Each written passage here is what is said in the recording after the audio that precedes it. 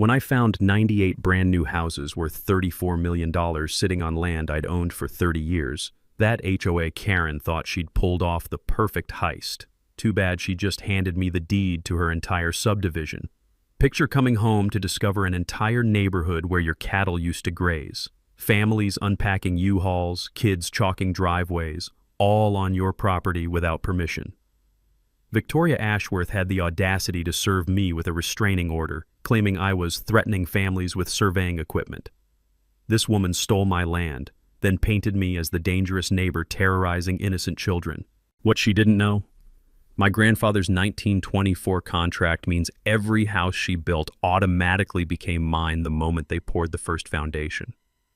Soon she'd learn why you never steal from a land surveyor who's been documenting property theft for 40 years, especially when federal law is on your side. Before we dive in, what would you do if someone built 98 houses on your land? Drop your revenge fantasies below and tell me where you're watching from. My name's Ezekiel Thornfield. Friends call me Zeke, and I'm what you might call old-school Tennessee stubborn. At 67, I've spent 40 years as a land surveyor, walking property lines and settling boundary disputes across 3 counties. My grandfather left me 847 acres of prime rolling hills back in '94, along with a piece of advice. Boy, never trust a man who measures land without getting his boots muddy. The morning mist here in Millbrook County carries the sweet scent of honeysuckle mixed with diesel exhaust from the interstate. That's progress creeping into farm country, I suppose. Every dawn, I'd walk my fence lines with black coffee, listening to gravel crunch under my boots while checking for storm damage. The metallic taste of well water and the earthy smell of cattle reminded me this was real farming, not the suburban fantasy taking over Tennessee. My late wife Martha used to say I kept property records like other men collect baseball cards, obsessively and with pride that borders on insanity. When she passed 5 years ago, our 2 kids moved off to chase city dreams in Portland and Atlanta. Can't blame them for wanting more excitement than watching grass grow, but it left me rattling around a 1952 farmhouse with just my heritage cattle and memories. Enter Victoria Ashworth. Call me Vicky. The kind of woman who treats a clipboard like a nuclear weapon and speaks in passive-aggressive corporate speak that could make Gandhi throw punches. At 52, she's mastered that suburban HOA president look, blonde highlights fresh from the salon, white Lexus SUV detailed weekly, and the dead-eyed smile of someone who's reported neighbors for having the wrong shade of mailbox. Vicky's married to Brad Ashworth, our town councilman, which around Sweetwater Springs means she thinks she's royalty. For 8 years, she had been circling my property like a buzzard, sending intermediaries with insulting offers for my unused pasture land. The smell of desperation was stronger than her department store perfume every time she showed up uninvited with another generous proposal. The real trouble started when I returned from a 3-week visit helping my daughter Sarah through a messy divorce in Oregon. I'd been looking forward to getting back to my quiet routine, coffee at sunrise, checking cattle, maybe fixing fence posts if I felt ambitious. You know, the kind of retirement that doesn't involve conference calls or HOA drama. But driving up my gravel driveway, something felt wrong. Instead of cattle lowing and meadowlarks singing, I heard the suburban symphony of lawnmowers humming and children shrieking, sounds that had no business being on my back 40 acres. I grabbed my surveying equipment and headed toward the noise, figuring maybe some kids were trespassing or a family had broken down near my property line. Walking through my pasture, the air carried unfamiliar scents of fresh asphalt and new lumber instead of wildflowers and creek water. What I found made my coffee mug slip from my hands and explode against a limestone rock. 98 pristine houses spread across my land like a suburban infection. Manicured lawns where my Angus cattle used to graze. A decorative stone entrance reading Heritage Meadows Estates, in script fancier than a wedding invitation. Families unpacking U-Hauls. Kids drawing chalk masterpieces on driveways. Golden retrievers chasing tennis balls. The whole American dream package built on every acre of my back pasture. I stood there gawking like a tourist, wondering if I'd somehow driven to the wrong county. But there was my grandfather's oak tree with Martha's initials carved in the bark. There was Willow Creek where I'd learned to fish. This was definitely my land, but somebody had turned it into suburbia without bothering to ask permission. That's when Vicky materialized in a golf cart wearing an official HOA badge, rolling toward me like she owned the place. Which, judging by her smug expression, she absolutely believed she did. "Excuse me, sir," she announced in that syrupy tone that immediately made my jaw clench. "This is private property. Heritage Meadows is a gated community for residents and invited guests only. I looked around at my trees, my creek, the land where my grandfather taught me to respect property boundaries, and realized I was about to get a masterclass in small-town corruption. "Ma'am," I said, keeping my voice steady despite wanting to explode, "I think there's been some kind of mistake. This is my property. Has been since 1994. Vicky's laugh sounded like fingernails on a chalkboard. "Oh, honey, I'm afraid you're confused. The Heritage Meadows development was purchased legally from Millbrook Development Corporation 2 years ago." She pulled out a folder thick enough to choke a horse, flipping through pages with the confidence of someone who'd never been challenged. "See? Right here, 847 acres purchased for fair market value. I'm sure this is just a surveying error on your part."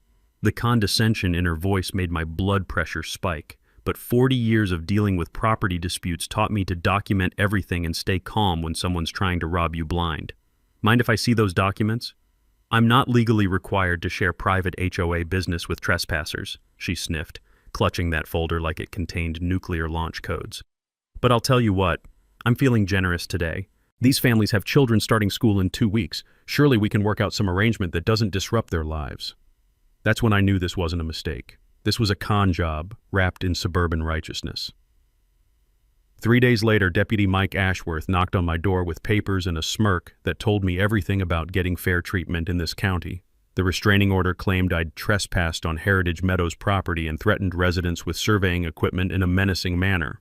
Apparently, carrying a measuring tape now qualified as brandishing a weapon. The order prohibited me from entering my own back 40, and Mike made sure to mention that violation meant jail time. Vicky wasn't done flexing her suburban warfare muscles.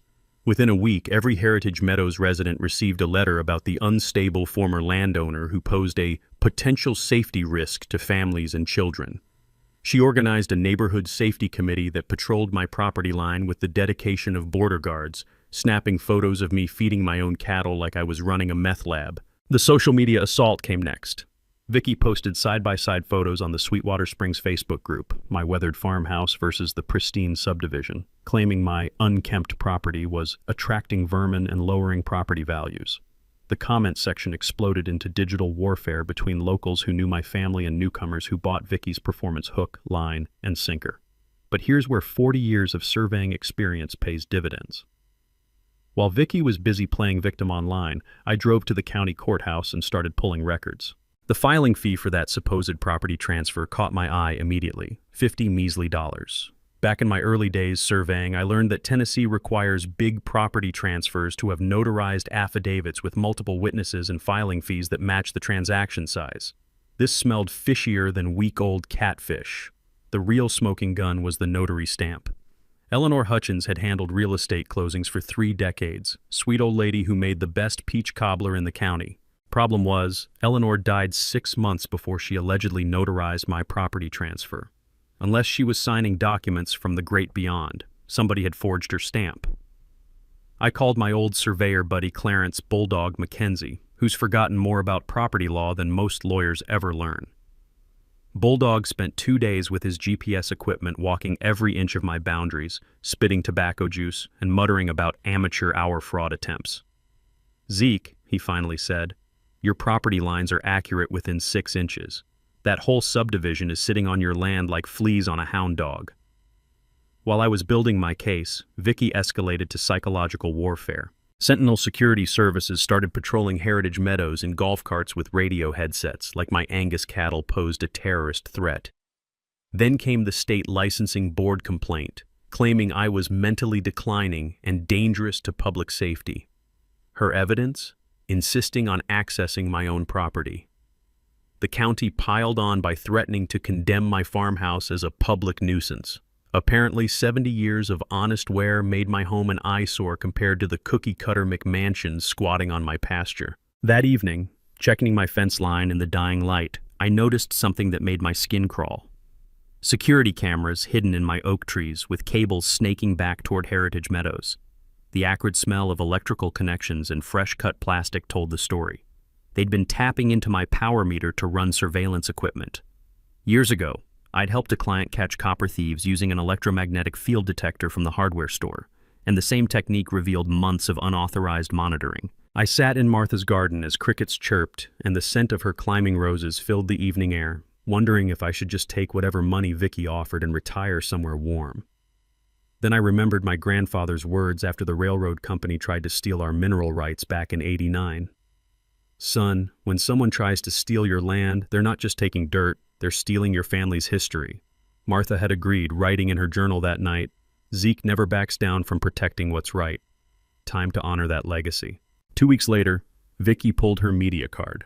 Channel 7 News rolled up to Heritage Meadows like they were covering a presidential assassination, complete with satellite truck and enough camera equipment to film a Hollywood movie.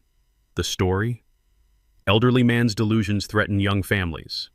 They interviewed concerned mothers clutching designer babies, painted me as a confused hermit living in the past, and gave Vicky 5 uninterrupted minutes to perform her Oscar-worthy victim routine.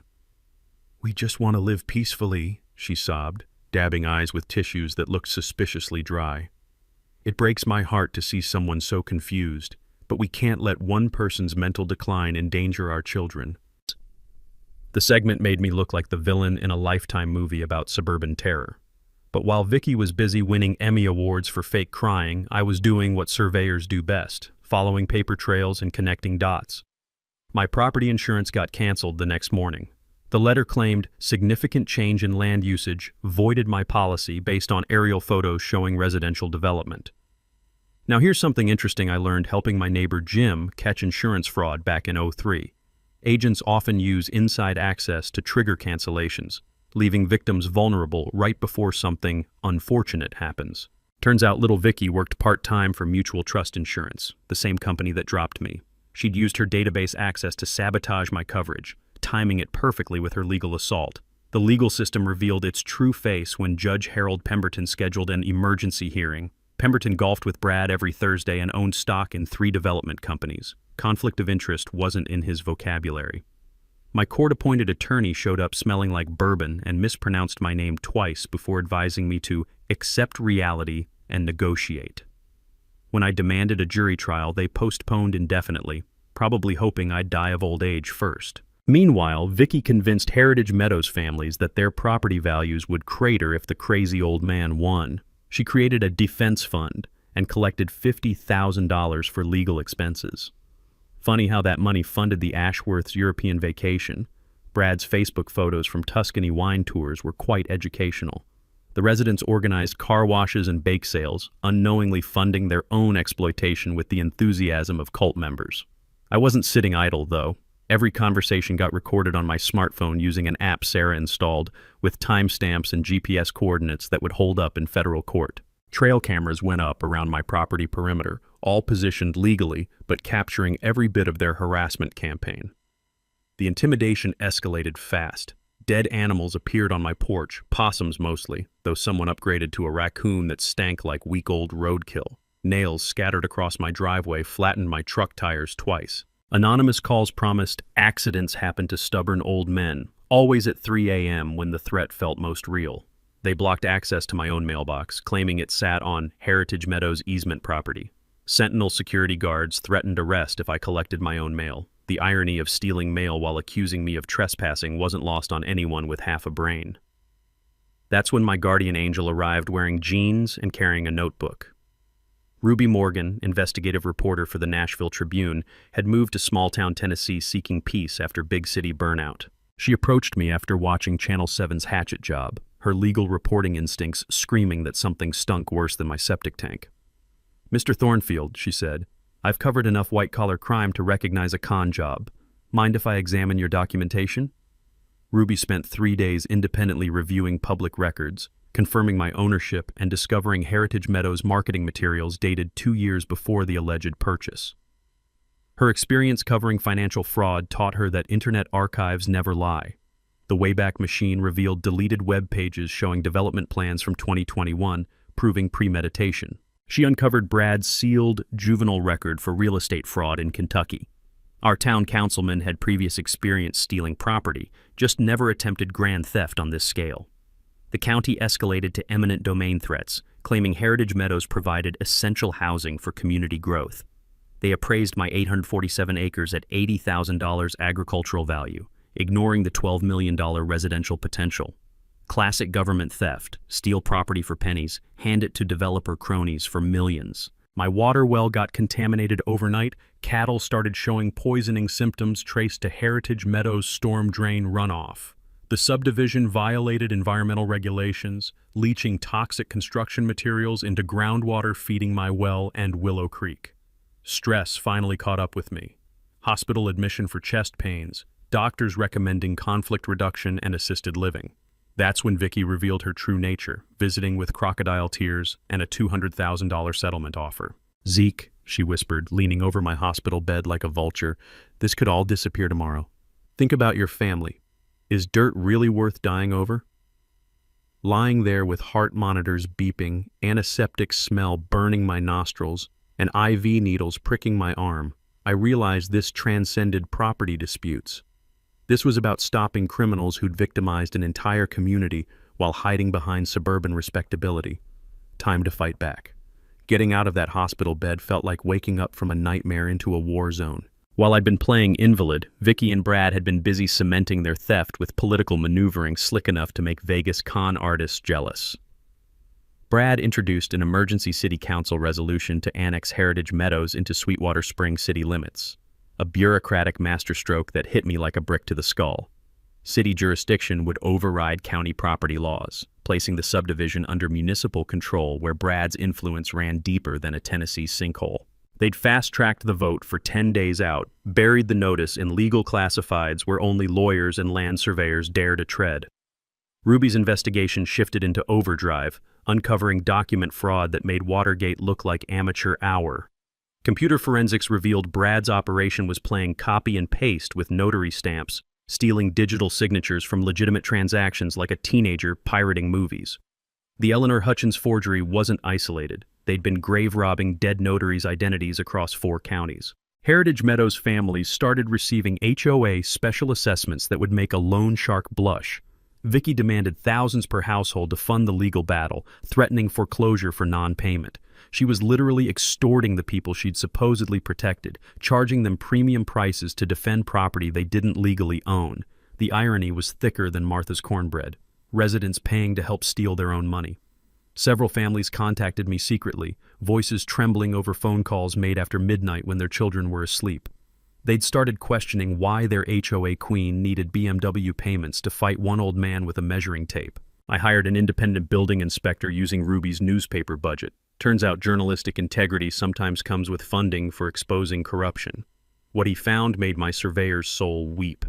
47 major code violations, including houses built on wooden platforms over buried swampland without proper septic permits.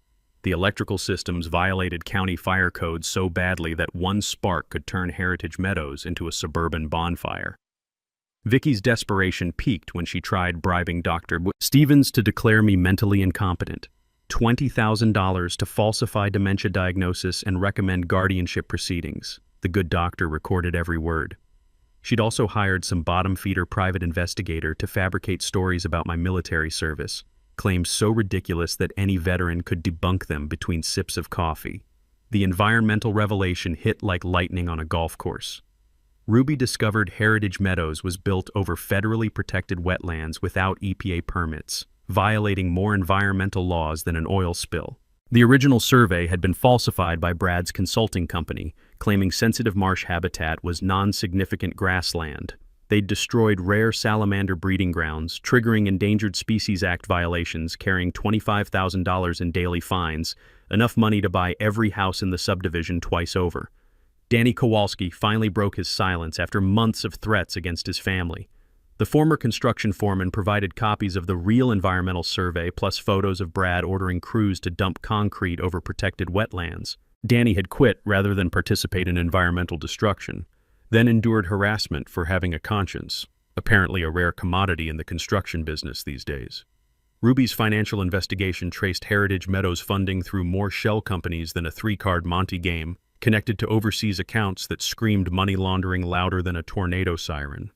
The construction loans were secured using my property as collateral without my knowledge, creating fraud so blatant that bank executives would face federal conspiracy charges when this house of cards collapsed.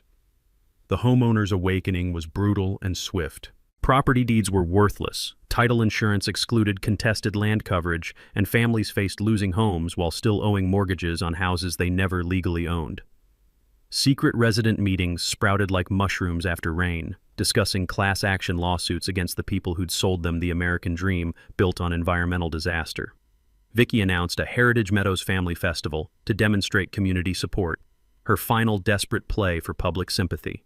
Politicians, law enforcement, and media were invited to witness how normal families were being terrorized by one disturbed neighbor. She'd scheduled the festival for the same day as the city council annexation vote, planning to pressure politicians with images of children enjoying bounce houses while the crazy old farmer tried to steal their homes.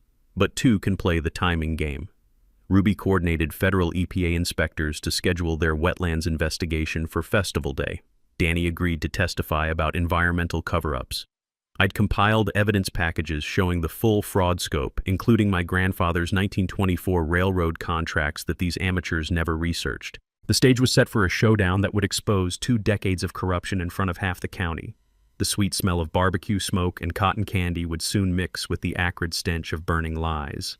Vicky thought she was orchestrating a public relations victory to cement her theft. Instead, she was about to learn why you never steal from a man who documents every square inch of dirt in 3 counties. Festival Day was coming, and I planned to give Heritage Meadows a celebration they'd never forget. Ruby's phone call at 6 a.m. 3 days before the festival changed everything. "Zeke, get down to the courthouse basement right now. I found something that's going to blow this case apart like dynamite in a henhouse."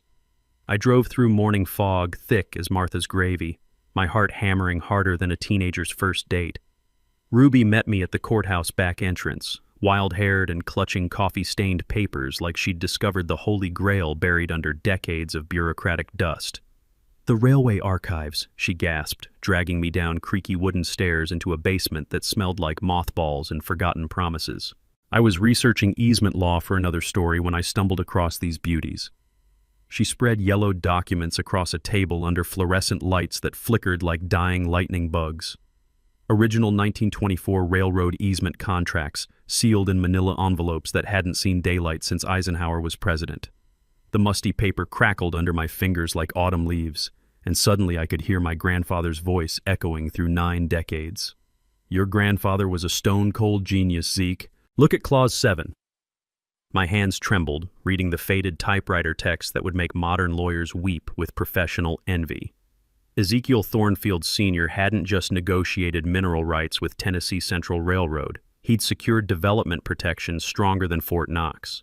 Any unauthorized structures built on Thornfield property would automatically transfer ownership to the family, along with every improvement, fixture, and blade of grass.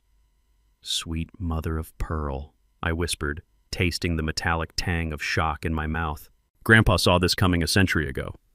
The contract language was ironclad. Unauthorized construction automatically voided competing land claims and transferred all improvements to the rightful owner. Filed with the Federal Railway Commission, it carried jurisdiction that made state property law look like suggestions scrawled on napkins. No county judge, city council, or HOA queen could touch these rights.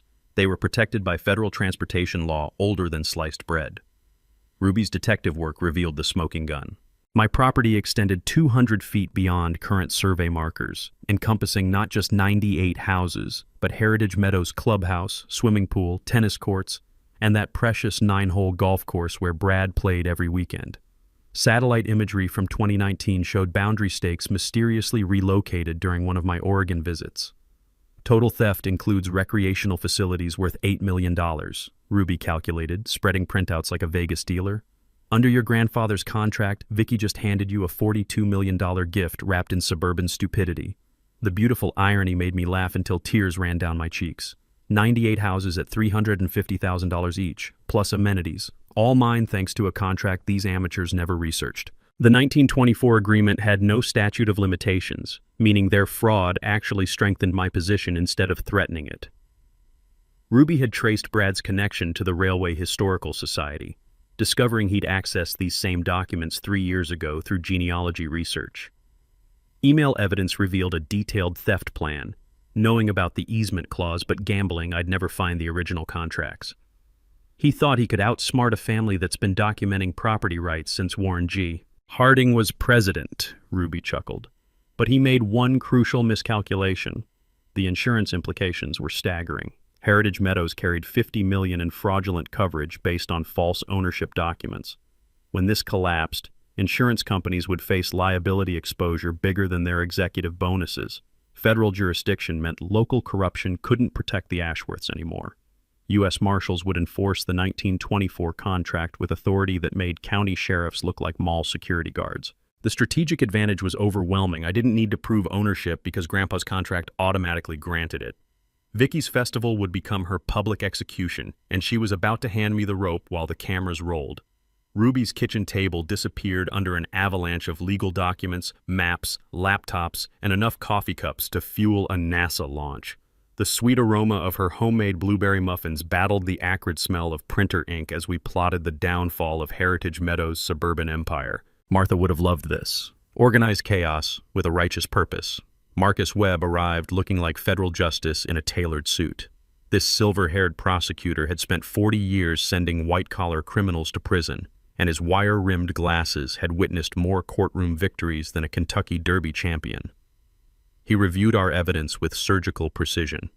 "Your grandfather's 1924 contract is tighter than bark on a tree," Marcus said, spreading the yellow documents like poker cards.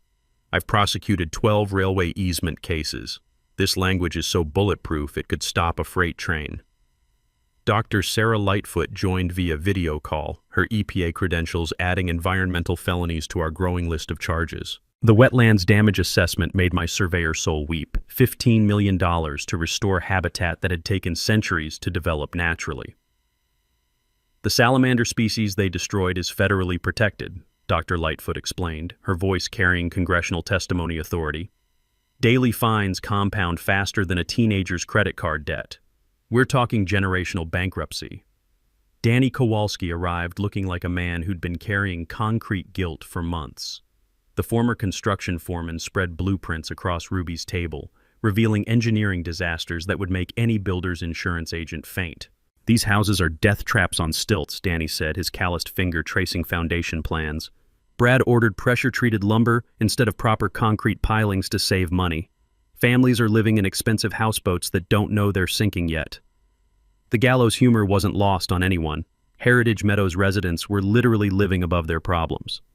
Patty Goldman, our forensic accountant, connected financial dots with the enthusiasm of someone who'd found buried treasure in Excel spreadsheets. Her laptop displayed money trails that looked like spaghetti art created by drunken toddlers.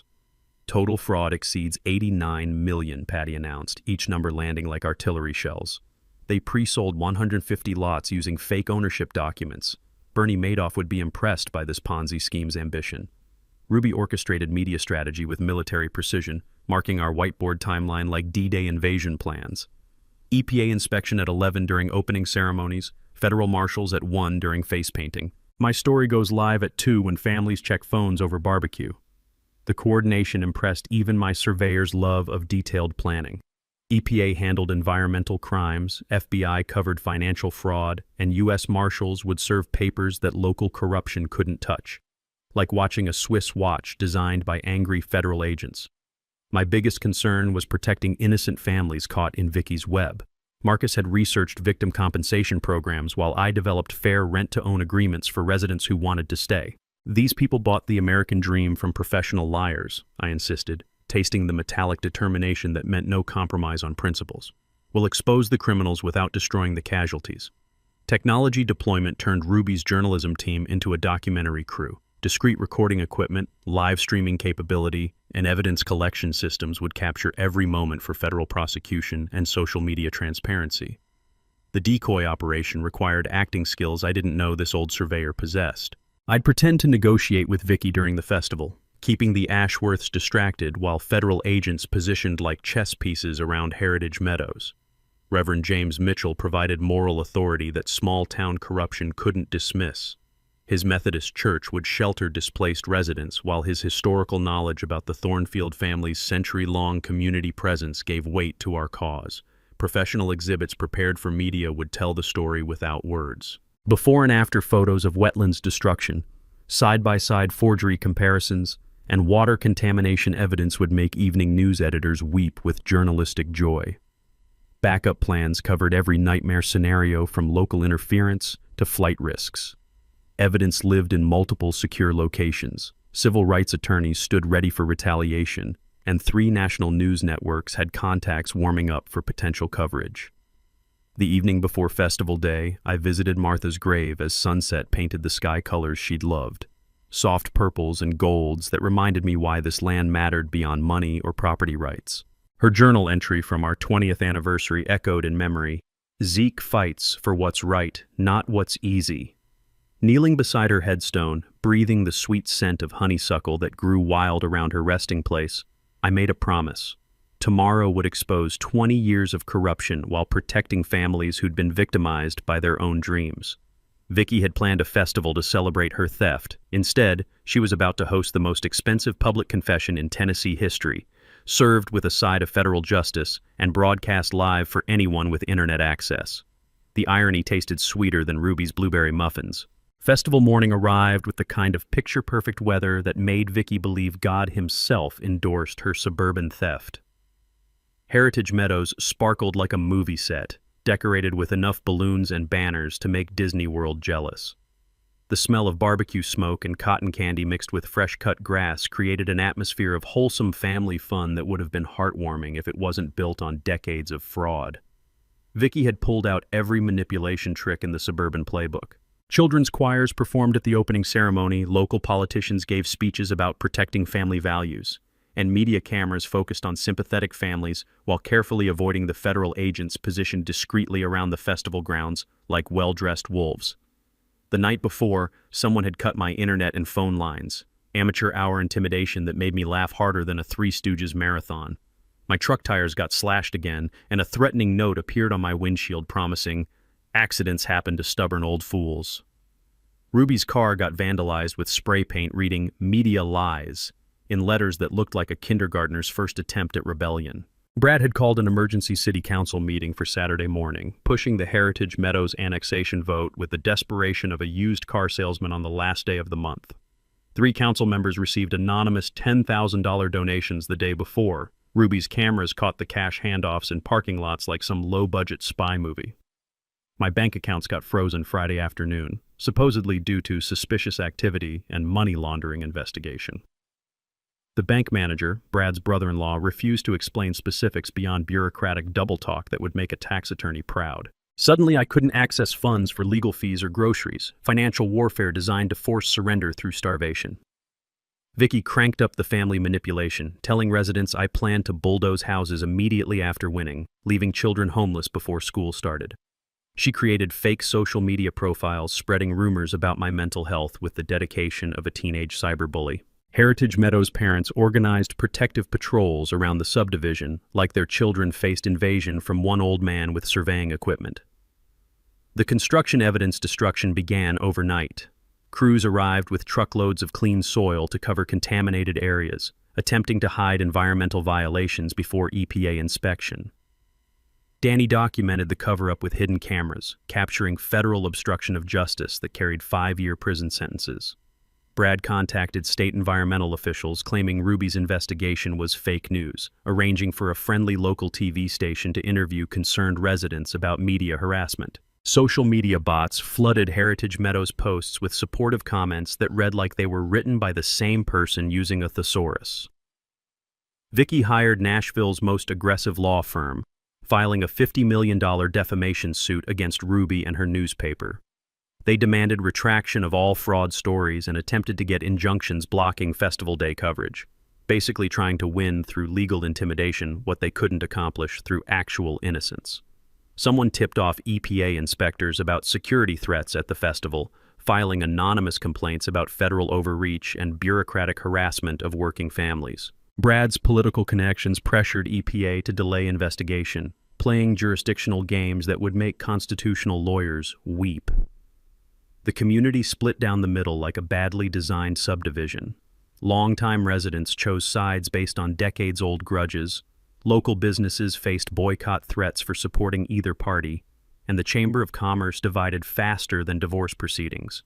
Private security increased around Heritage Meadows, with guards following Ruby while she worked, unmarked cars parked outside my property overnight, and harassment campaigns that included construction noise starting at 6 every morning.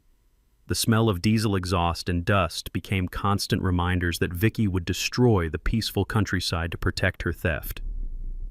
Danny Kowalski received death threats complete with family photos marked with red X's, witness intimidation that crossed federal lines into terrorism territory. His employer got pressured to fire him for unreliable behavior, forcing FBI to place Danny in witness protection.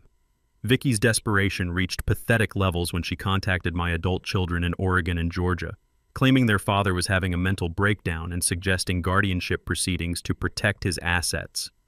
She implied I was dishonoring Martha's memory by fighting for family land, psychological manipulation that would make cult leaders take notes. The insurance scam exposure came when Ruby discovered Heritage Meadows policies were printed on stolen letterhead from legitimate companies. Residents' homeowner insurance would be denied because the policies never existed, leaving families facing financial disaster without coverage.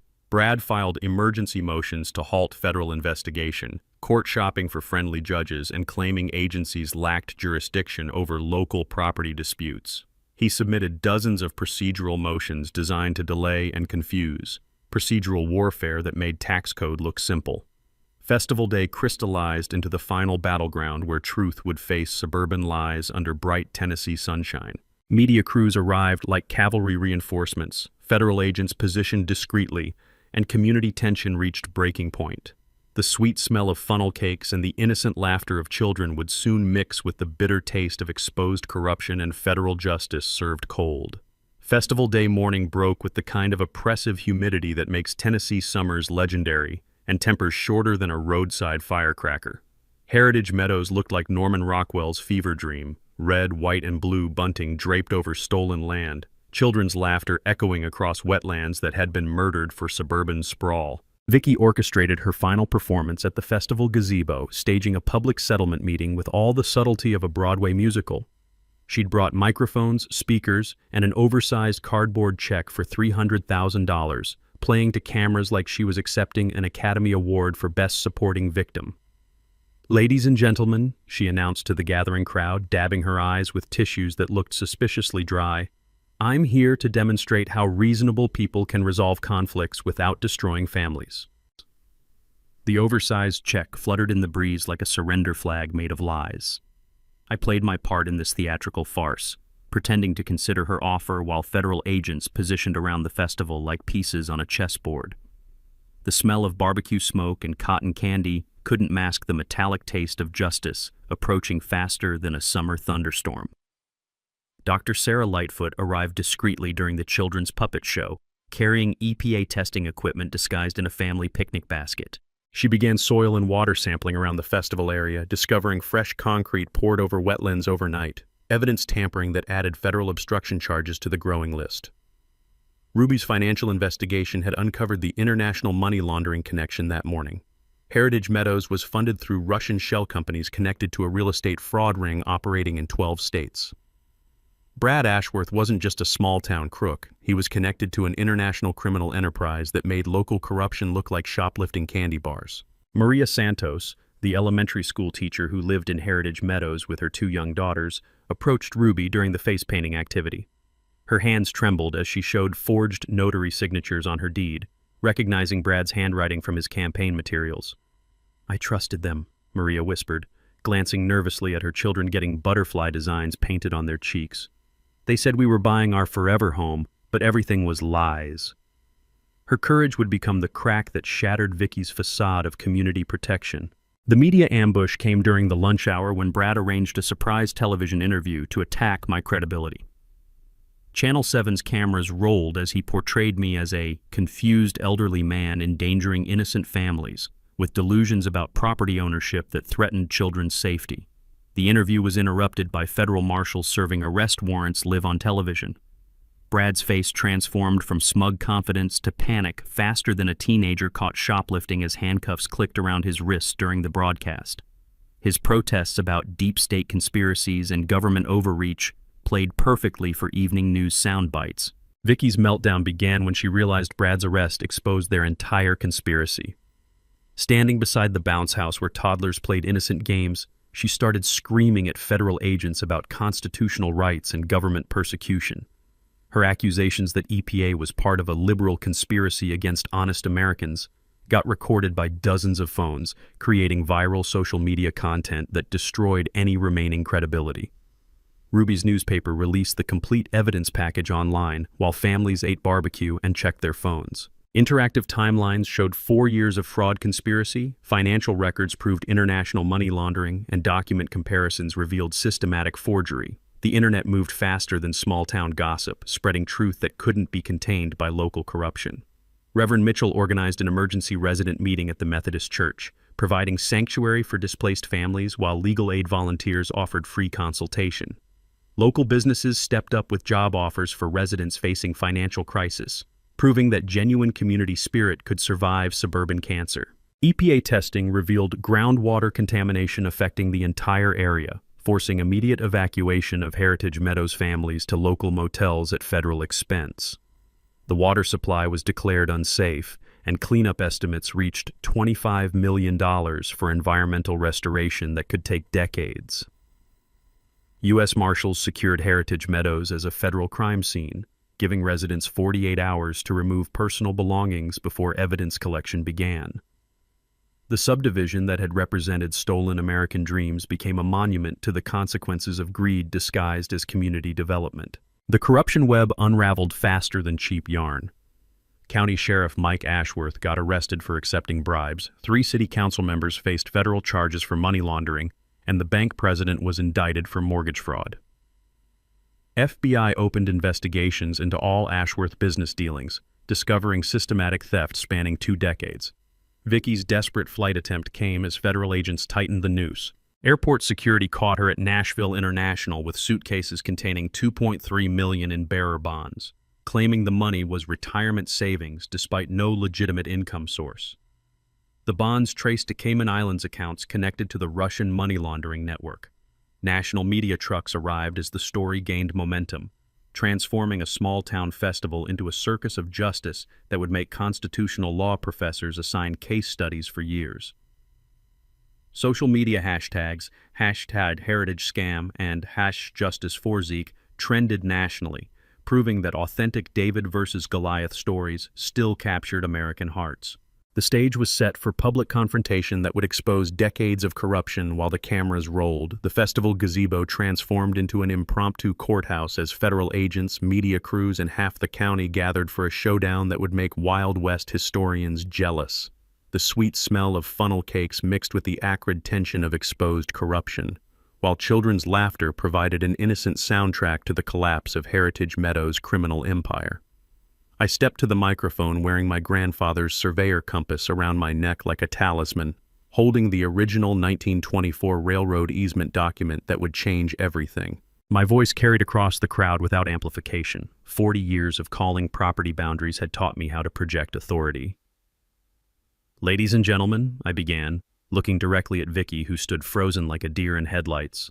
"I'm here to set the record straight about my family's land and the criminals who thought they could steal it." The crowd fell silent except for the distant hum of federal agents' radios and the flutter of evidence papers in the Tennessee breeze. I read key passages from my grandfather's contract aloud, explaining how the 1924 railroad easement automatically transferred ownership of any unauthorized construction to the Thornfield family. "Every house, every streetlight, every blade of grass in Heritage Meadows belongs to me under federal law," I announced, holding up the yellowed document like Moses presenting the 10 Commandments. My grandfather was smart enough to protect our family from exactly this kind of theft. Vicky pushed through the crowd like a woman possessed, grabbing the microphone with the desperation of someone watching their empire crumble in real time. "This is all lies and fake documents," she screamed, her carefully maintained suburban composure finally cracking like cheap veneer. "These people are part of a conspiracy against working families." That's when U.S. Attorney Marcus Webb stepped forward with arrest warrants, his federal authority cutting through local corruption like a hot knife through butter. The crowd watched in stunned silence as he read charges against Victoria Ashworth, 47 counts including fraud, money laundering, environmental crimes, and conspiracy to commit theft. "You have the right to remain silent," Marcus said as federal marshals placed handcuffs on Vicky's wrists. Her perfectly manicured hands looked almost fragile in the metal restraints, a fitting symbol of how delicate her criminal enterprise had always been. Heritage Meadows residents reacted with confusion and anger that split the crowd faster than a lightning strike. Maria Santos stepped forward to speak for families who'd been victimized by their own American dream. "We just wanted homes for our children," she said, her voice trembling with emotion and betrayal. "We didn't know about any fraud. We trusted these people with our life savings." Some residents turned their anger toward Vicky, finally understanding how thoroughly they'd been manipulated, while others defended her out of desperate hope that their property investments weren't worthless. The community division was painful to watch. Good people torn apart by criminals who'd hidden behind suburban respectability. I took the microphone back, addressing the confused families with the compassion Martha had taught me. "You folks are victims too. This isn't your fault. We'll work together to make this right. I'm offering fair rent-to-own agreements for anyone who wants to stay while we sort out the legal mess." Dr. Sarah Lightfoot chose that moment to drop the environmental bombshell, presenting soil contamination findings that silenced even the most defensive residents. The subdivision was built over toxic waste from an old chemical plant, with groundwater contamination extending far beyond Heritage Meadows' boundaries. "All residents must evacuate immediately for health safety, Doctor," Lightfoot announced, her EPA authority brooking no argument. "The water supply is contaminated and the soil contains chemicals that pose serious health risks, especially to children." The media feeding frenzy exploded as reporters fired questions faster than an auctioneer's chant. How did county officials miss such obvious fraud? What's the total financial damage to victims? Will this lead to federal oversight of rural development? The story was becoming a national symbol of small-town corruption and environmental destruction. County Sheriff Mike Ashworth arrived with backup officers, attempting to assert local authority over federal agents in a jurisdictional pissing contest that would have been funny if it wasn't so pathetic. He discovered he was also under investigation for accepting bribes when federal marshals handed him his own arrest warrant. Ruby stepped forward to provide context for the gathered media, explaining how her investigation had uncovered a conspiracy spanning 4 years and multiple states. She credited Danny Kowalski's courage in exposing construction fraud and environmental cover-ups that endangered public health. The mic drop moment came when I pulled out my surveyor's measuring tape and walked to the property line, demonstrating exactly where Heritage Meadows sat on Thornfield land. "This tape measure doesn't lie, unlike some people," I said, looking directly at Vicky, who was being loaded into a federal transport vehicle. From the back of the police car, Vicky screamed her final outburst. "These people don't deserve nice homes anyway!"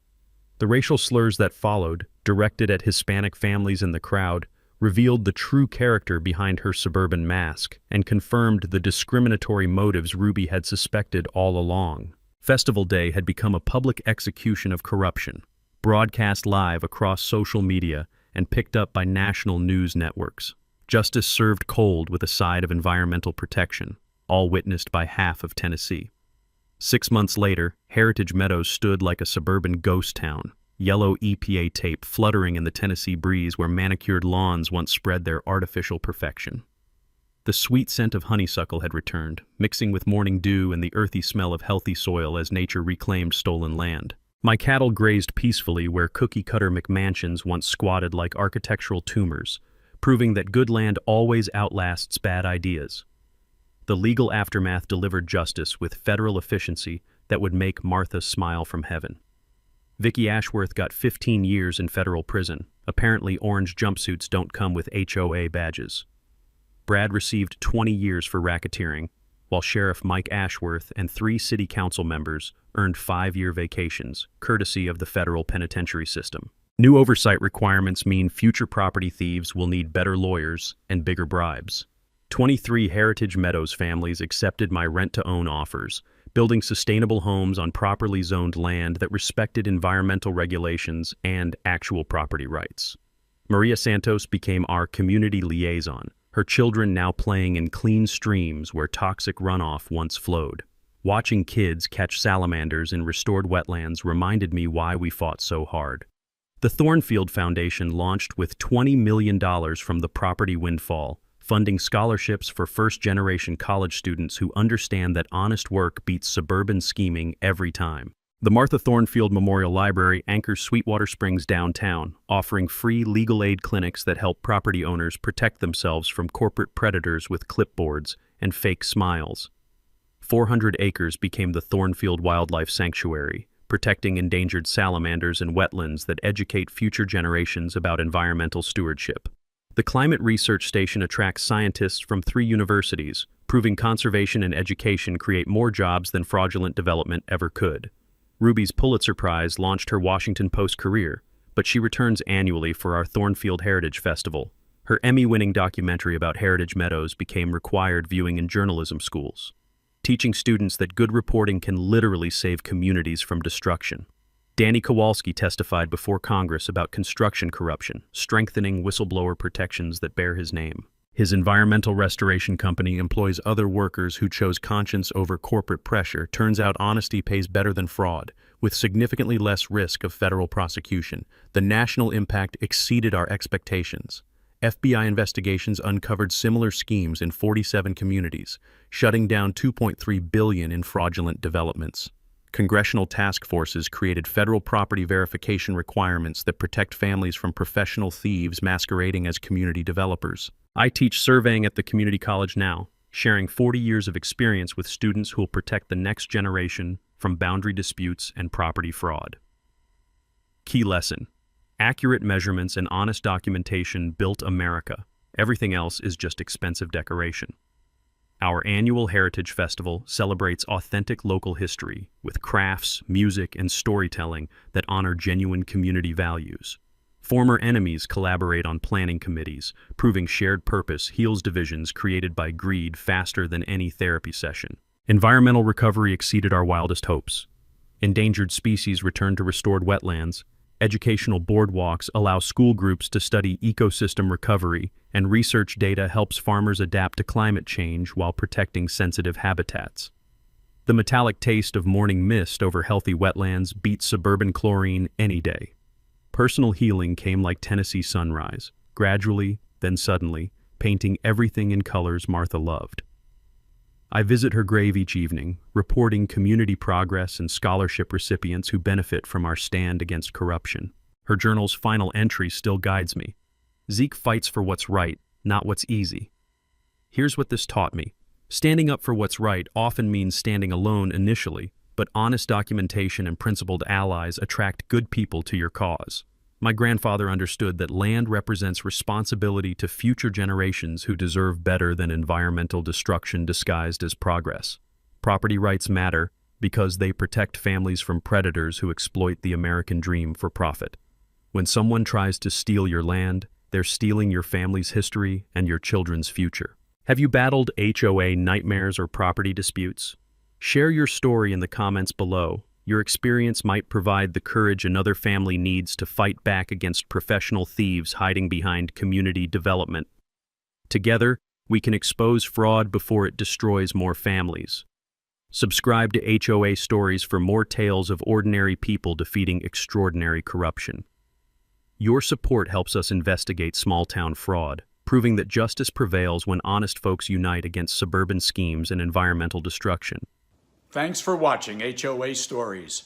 If this episode made you laugh or shake your head at HOA madness, hit that like button and drop your opinion below.